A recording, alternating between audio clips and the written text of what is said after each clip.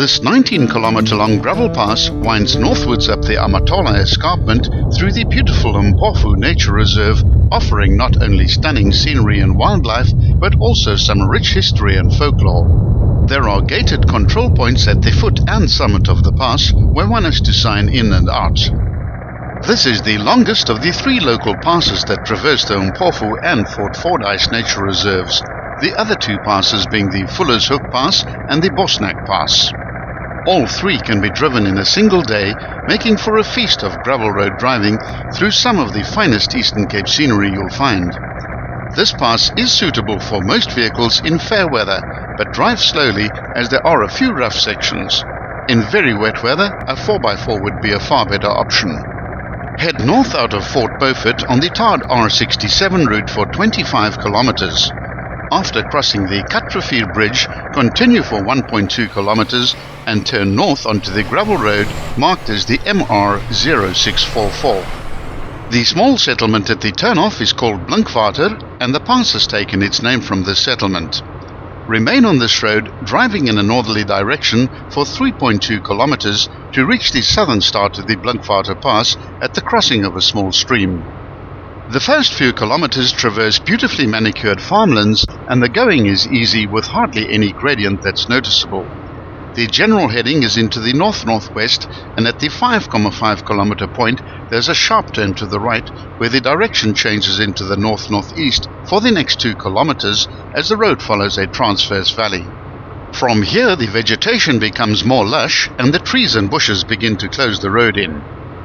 The Mpofu Nature Reserve is managed by Eastern Cape Parks. The reserve is situated roughly 25 kilometers northwest of Fort Beaufort and 20 kilometers west of Balfour. It lies on the escarpment and lower valleys of the Katberg Mountains and covers 7,500 hectares with altitudes varying from 550 to 1,384 meters. The closest towns are Balfour, Fort Beaufort and Alice, all of which are small and quiet residential towns with a deep sense of historical importance. At the 7.3 kilometer point, you'll reach the southern control point of the Mpofu Nature Reserve. To drive through the reserve, you must complete your vehicle's details and supply your name and address in a logbook. There was no charge to enter the reserve at the time of filming in May 2016. From this gate, the direction is due north and the gradient kicks up perceptibly. The road hugs the right-hand side of the valley and the river flows southwards, unseen and screened by the dense vegetation on the left. In the 1800s, this was a significant area in terms of the British colonization of the country and continues to offer a fascinating perspective into this very important time in local history. The reserve was established in 1985 on land that belonged to family of the original settlers of 1820.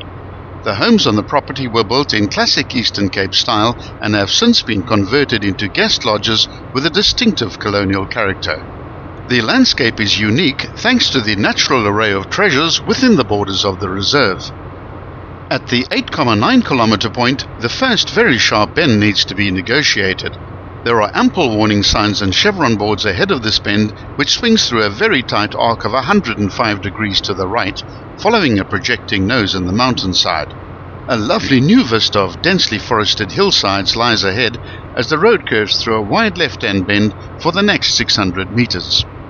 The next sharp bend is virtually a carbon copy of the previous one, but it turns through 125 degrees and is even tighter than the previous one. Take this one dead slow. This corner clears an east-west running spine in the mountain, and the ascent continues relentlessly at a gradient of 1 in 11, which is quite manageable in a normal car, except in very wet or muddy conditions. As with the whole of the Eastern Cape, this is a malaria-free zone, making it a safe choice for families with children as well as the elderly. It's not only ideal in terms of safety and its central situation, but it's also a fabulous representative of the animal and plant life of the province and of South Africa as a whole. Be sure to watch part 2 of the Blinkwater Pass, which covers the second half to the summit.